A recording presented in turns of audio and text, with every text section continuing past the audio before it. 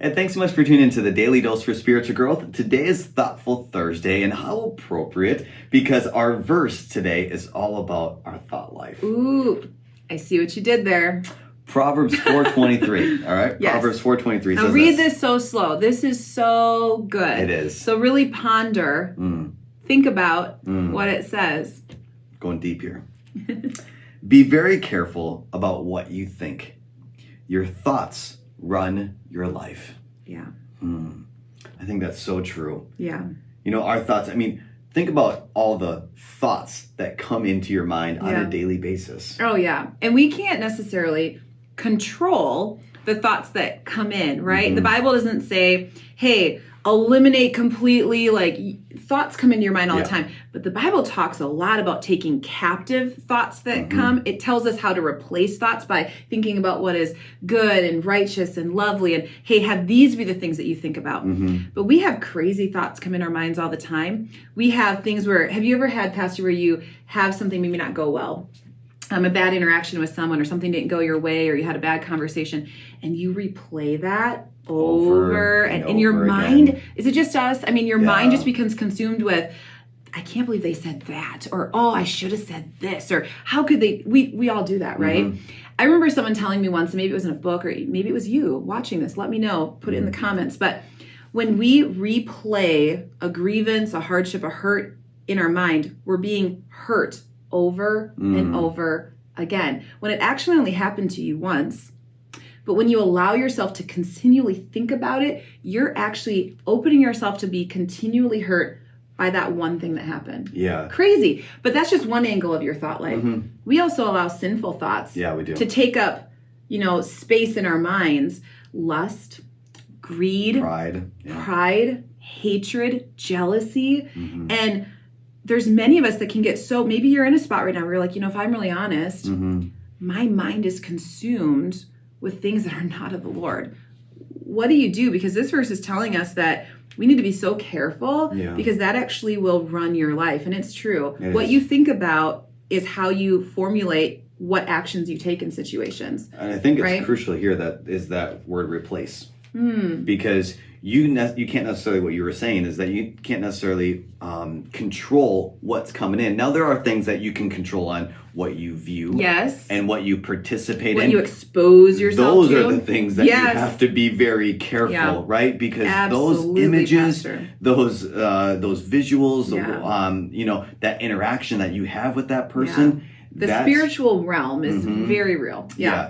But what we can do is we can replace those thoughts of pride and lust and greed into the verse that you were saying is Philippians 4:8, where whatever is true, whatever is lovely, whatever is pure, whatever is worthy of praise, think about those things. So it's a conscious awareness to when those thoughts of pride, those thoughts of anger, those thoughts of negativity come in, let that be a motivation to shift into those thoughts of love and purity. And I think it's really important, especially for some of us that maybe are really struggling in our thought life. Like we recognize that our mind, we've allowed our mind to go, and it's actually reformulated even how we view the world, right? Instead of having an eternal God perspective, now we have a perspective of the sinful nature. But I think one thing you can do then is really begin to pray. If you're not sure, really pray for discernment. Say, Father, would you reveal to me, do I have a negative thought life?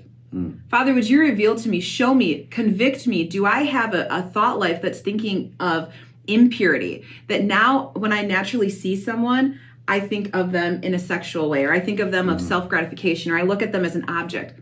Have you gotten to that place where you don't even see people as God's creation now? You formulated, and now you see people that way, how they can bless you. Or maybe an anger, maybe it's a racism or a prejudice, or, there's so many things in our world. There's such devices, and sometimes we can get into that mindset where now I see people as you're that, or maybe it's political lines, and you've allowed your mind to think that you judge people and you criticize people and critique people that are different than you. That's not of the Lord. No. But some of us in our culture and our environments that we live in, we've allowed these thoughts to come in, take root, and we don't even recognize them necessarily as bad. Well, that's just who I am. No. But who has God created us? So take time, I'd say, pray for discernment. God, reveal to me maybe the wrong patterns of thinking I've had, maybe sinful behavior that I've pushed past so long, I don't even feel convicted by it anymore, so that God can begin to bring light into that area of your life. Yeah, I love that visual of uprooting. Yeah. No, so maybe weed it out. Yeah, take those negative thoughts, those prideful, lustful thoughts out, and allow God to replace it with healthy seeds of love and joy. And peace. On the flip side, when it's relational, and we kind of joked about that at the beginning, like if you replay that bad interaction, or you've been hurt by people, or I had a situation a few months ago where I was really hurt, and by people, right? That's the nature of people, right? Yeah. We're all, I've hurt people, you've hurt people, but sometimes you can play it over in your mind. And I was like, Lord, I just really want to forgive. I want to move forward. And what worked for me might not work for you. And I'm still doing it today, is and I'd forgiven in my heart with the Lord, not with with God, I forgave. But when those thoughts would start to come back in, oh, remember what they said. Oh, remember what happened. I would just, as a defense, what I would simply say is, God, I trust you with that. And I would shut it down right away. Like, I'm not going to go there. I'm not going to think about that. I've already given it to God. I've already went to the Lord for forgiveness. But now, instead of letting that try to get in, I'm just going to say, God, I trust you with that situation. Yeah. I trust that you're working at God. I trust you with that. That might sound silly. It worked for me. No, it was just a simple defense. Like, nope, Sarah. And sometimes you live in my house. Sometimes I literally have to say it out loud, because it'd be attacking my mind. So think about this. Oh, let's ponder it. No. God, I trust you with that. Yeah, so move forward, Really, that trust is a release. Yeah. God, I release this and I give it to you. Taking captive that thought. That's right.